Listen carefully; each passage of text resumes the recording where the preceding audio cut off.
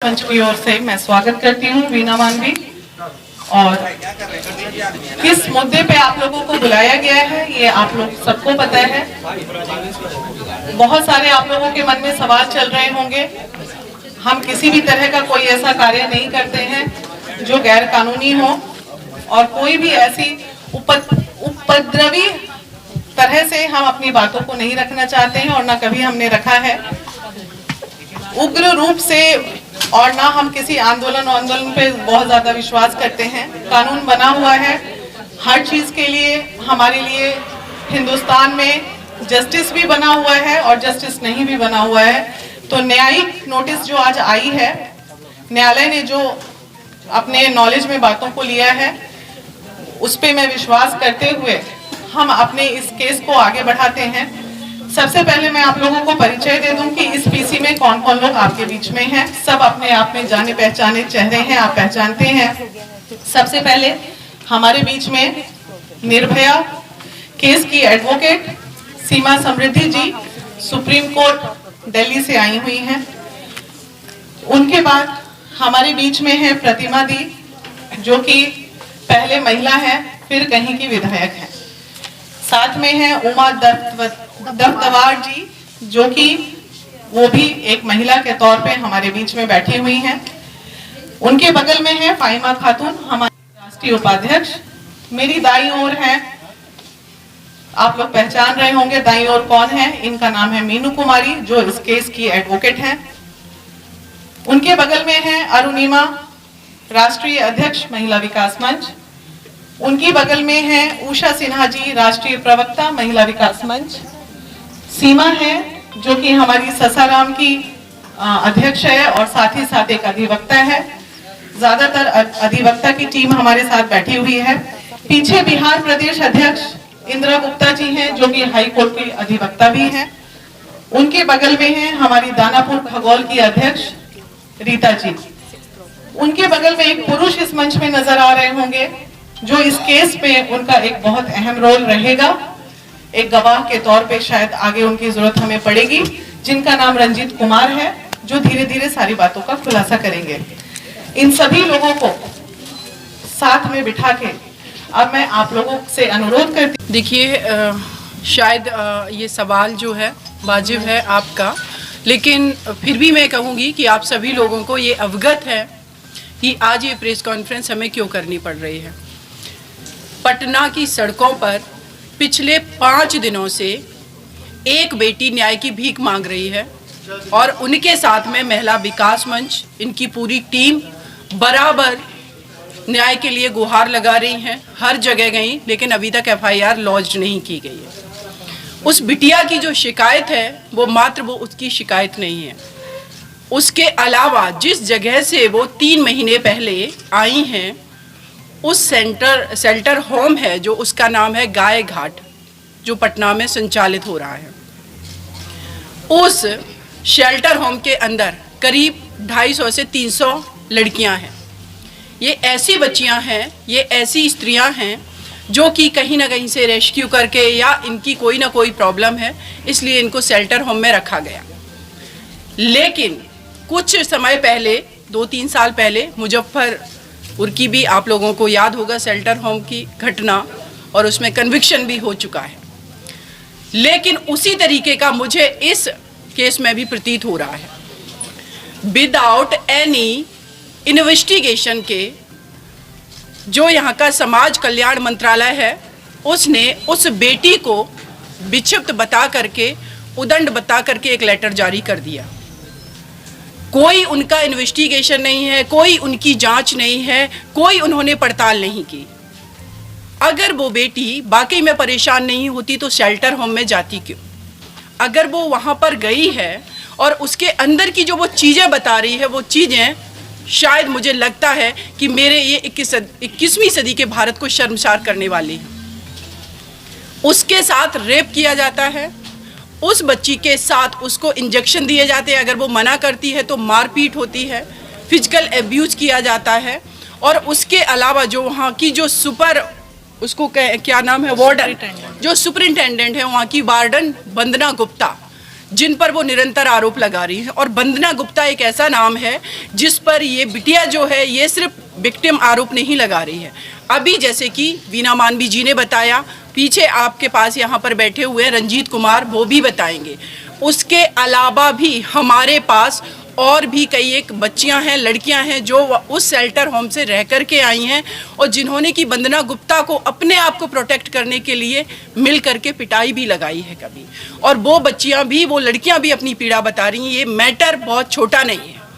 तो मेरा यही उद्देश्य है, मेरा यही आज का प्रेस कॉन्फ्रेंस करने का जो पर्पज है कि आखिर क्यों हमारे देश के अंदर और इस पटना में बेटियों को इतना पीड़ित किया जा रहा है, क्यों अभी तक उस बच्ची की एफआईआर लॉन्च नहीं की गई है, जबकि रेप लॉ निर्भया केस होने के बाद इतना स्ट्रिक्ट कानून बना है, लेकिन जितने भी अधिकारी हैं, चाहे वो पुलिस में हो या एडमिनिस्ट्रेटिव ऑफिसर्स हों, ये लोग कभी भी संवेदनशील तरीके से काम नहीं करते। आज जब पता चला है कि प्रेस कॉन्फ्रेंस होने वाली है तो फ़ोन कॉल्स आने शुरू हो गए। अगर ये पहले ही ये कर लेते तो शायद हम लोगों को ये स्टेप नहीं उठाना पड़ता।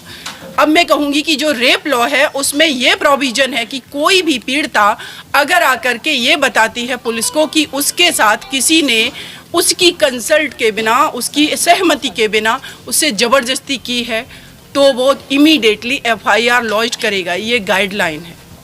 लेकिन ये लोग उल्टा क्या कर रहे हैं, उस बेटी को ही उदंड बता दे रहे हैं, उसको ही कैरेक्टरलेस बता दे रहे हैं।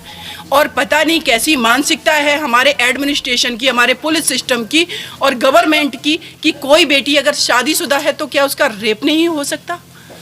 अगर उसके शादी हो गई है और उसका बेबी भी है तो उसका रेप नहीं हो सकता है? अगर उसके पति ने छोड़ दिया और वो कहीं पर भी मूव कर रही है, उसके साथ कोई भी व्यक्ति अगर बलात्कार कर रहा है तो उसको रेप नहीं कहेंगे आप? तो मेरा जो मानना है इस पूरे केस में इमीडिएटली बिहार सरकार को इस पर स्ट्रिक्ट एक्शन लेना चाहिए।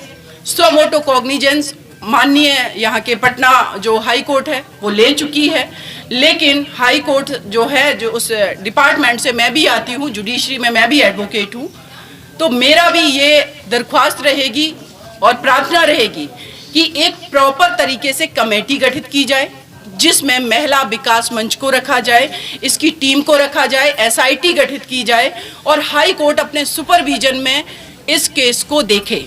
और इस केस को ही नहीं, अब बहुत ज़्यादा आवश्यक है कि इस देश के अंदर जितने भी शेल्टर होम चल रहे हैं उन सारे शेल्टर होम का सुपरविजन हर राज्य का हाई कोर्ट करे और टाइम टू टाइम वहाँ से रिपोर्ट मंगाई जाए, बच्चियों की काउंसलिंग हो।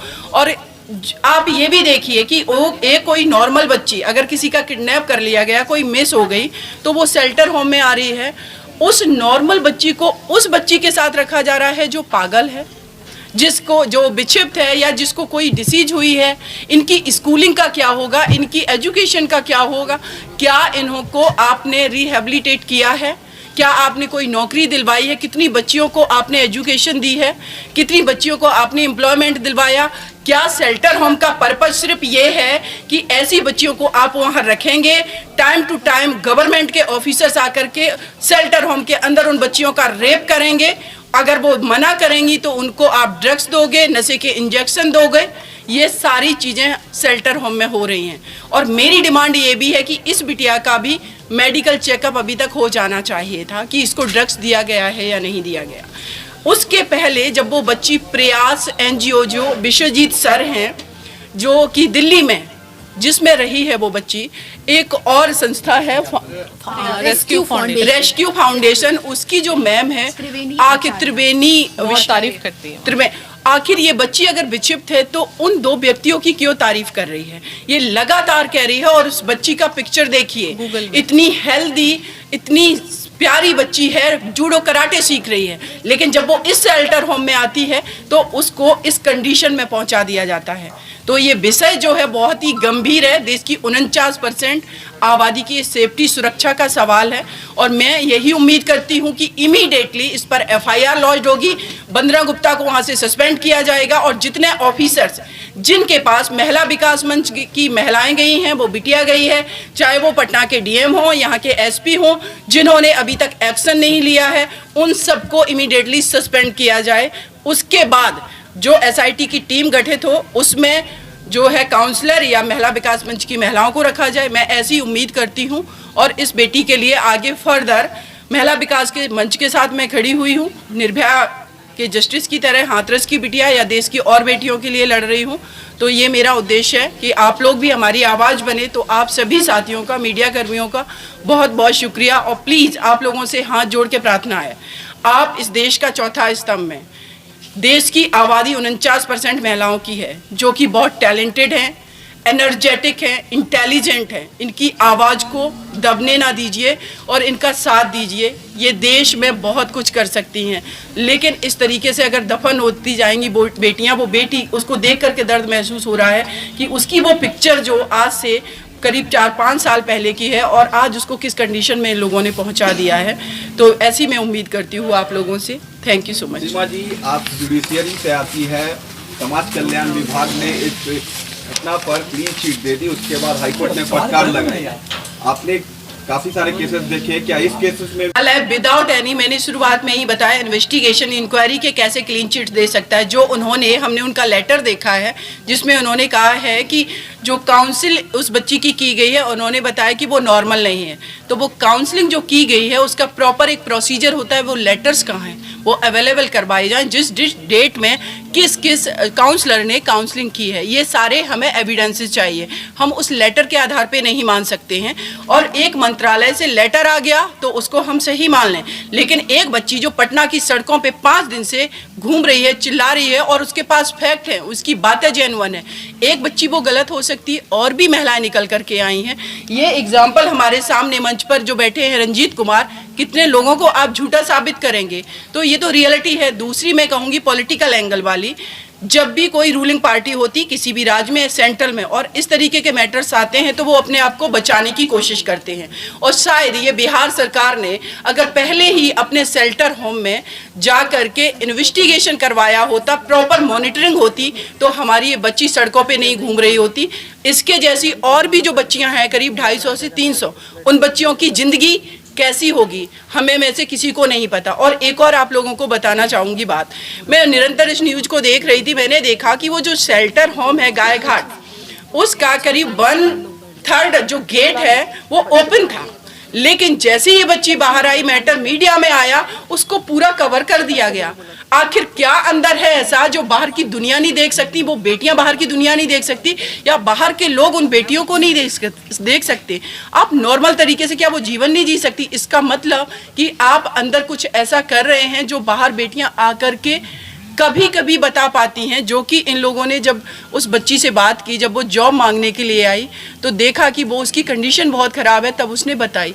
कितनी बेटियां तो डर के कारण नहीं बता पाती। तो पॉलिटिकल एंगल तो डेफिनेटली है कि सरकार अपने आप को बचाने की पूरी कोशिश कर रही है। क्या लगता है कि सरकार के संरक्षण में ये सरकार की संलिप्तता से मतलब ये है कि अगर सरकार के जो ऑफिसर्स काम कर रहे हैं, अगर वंदना गुप्ता की बात करें, वो एक गवर्नमेंट जॉब में है, उनकी ऑफिसर्स हैं, तो इनडायरेक्ट वे में हम किसको कहेंगे? सरकार ही जिम्मेदार है, जिसका सुपरविजन होना चाहिए निश्चित रूप से। तो रेगुलेटिंग अथॉरिटी हमारी गवर्नमेंट है, सर्वोच्च है।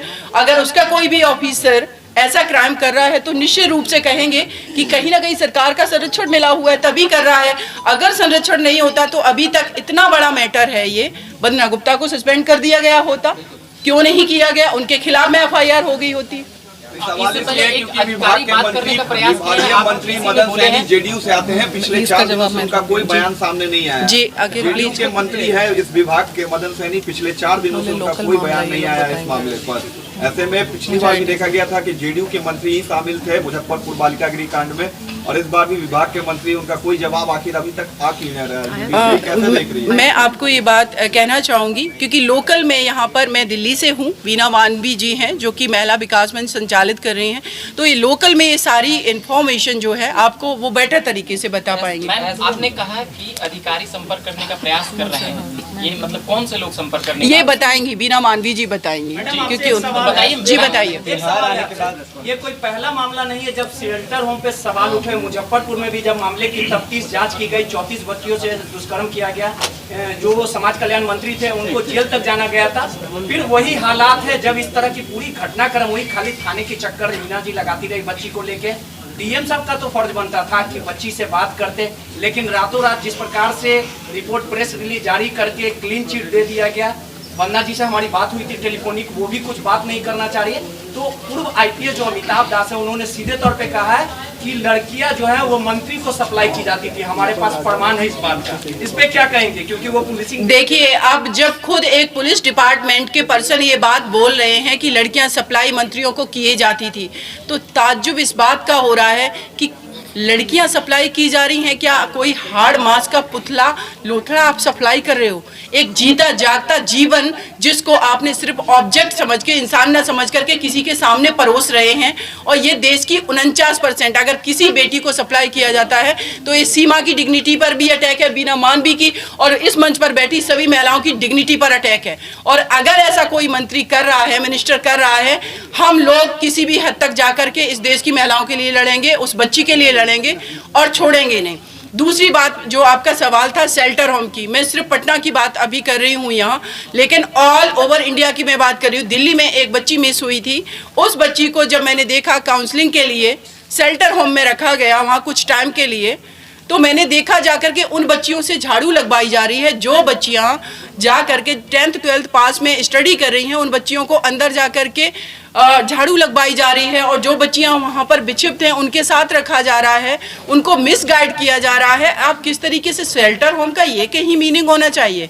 तो मुझे लगता है कि जितने भी हमारे देश की जो भी गवर्नमेंट है, उनको अब सक्रिय होकर के महिलाओं के, अगर आपने शेल्टर होम बनाए हैं तो उनको वाकई में एक जहां पर ह्यूमन बीइंग रह रहे हैं उसको प्रॉपर तरीके से रेगुलेट कीजिए। अदरवाइज हमारी तो यही उम्मीद है कि पटना हाई कोर्ट हम लोगों को ये अधिकार देगा कि देश के हर शेल्टर होम में जाकर के हम अपनी उस बहनों, उन बच्चियों को देख सके कि वो किस हालात में हैं। जी, ने दावा किया कि शेल्टर होम से 5 बच्चियां लापता है, 2 बांग्लादेश। ये देखिए मीनू जी ये बताएंगी, क्योंकि उन्होंने जो काम किया है। मैं कहूंगी कि हमारे साथ में है। सवाल ये है जी। कि एक तरफ समाज कल्याण विभाग प्रशासन के जरिए क्लीन चिट दे दिया, तो दूसरी तरफ पटना हाई कोर्ट ने एक फटकारा है, कॉग्निजेंस लिया है। सुप्रीम कोर्ट से हैं, एडवोकेट हैं, सीनियर। हमारी कहेंगे पॉलिटिक्स, हमारी सरकारें निष्क्रिय हो जाती हैं। तो मैं कहती हूँ, मुझे फख्र होता है इस बात का कि मैं एक ऐसे डिपार्टमेंट में काम करती हूँ, मैं जुडिशरी में हूँ, कि जो आकर के इंटरफेयर करके कम से कम लोगों के ह्यूमन राइट्स, फंडामेंटल राइट को प्रोटेक्ट करते हैं। तो माननीय पटना हाई कोर्ट ने समोटो कॉग्निजेंस लेकर के उनको जो फटकार लगाई है, और मुझे पूरी उम्मीद है कि वहाँ से इस बिटिया को और वो जो शेल्टर होम में बेटियां रह रही हैं उनको जस्टिस मिलेगा। और साथ ही साथ एक प्रॉपर तरीके से एक गाइडलाइन भी आएगी कि किस तरीके से इस तरीके के शेल्टर होम जो हैं उनको रेगुलेट किया जाएगा। मैम, आज आप आवाज उठा रही है, कल को हो सके कि आप लोग का दबाव आने लगे और आप इस मामला को दफा कर दें। हम सुनिए मेरी बात, हम किसी के दबाव से डरने वाले नहीं हैं, ना कभी डरे हैं और ना कभी डरेंगे। दबाव किस तरीके का, कौन इस देश के अंदर सब, मंत्री का हाथ तो है। सुनिए आप मेरी बात, इस देश के अंदर संविधान से बड़ा कुछ भी नहीं है, कोई यहाँ पर बड़ा नहीं है। सत्ताएं आती हैं चली जाती हैं, मंत्री बदलते रहते हैं। अगर भारत हमारा ये है, ये सर्वकाल तक जीवित रहेगा और संविधान जीवित रहेगा। हम उसकी आखिरी दम तक हम लोग लड़ेंगे, आखिरी दम तक लड़ेंगे।